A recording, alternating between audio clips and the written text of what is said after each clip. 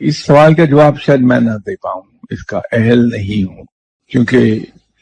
میرا علم اور میری اہلیت وہاں ختم ہو جاتی ہے کہ جہاں انسان یہ سوچتا ہے رب تو میرا آقا ہے، تب میری ڈیوٹی یہ ہے کہ میں اپنے آقا کی غلامی اس طرح سے کروں جس طرح سے غلامی کا حق ہے۔ تو مجھے تو صرف نظر رکھنی ہے اپنی کنڈکٹ پہ کہ میں اس طرح سے غلامی کر پایا کہ نہیں کر پایا جیسے غلامی کا حق ہے۔ تو اگر میں ویسے غلامی کر پایا تو بات ختم ہو گئی۔ باقی آقا اپنی مرضی کا مالک ہے، وہ چاہے تو اپنی دوستی عطا فرما دے،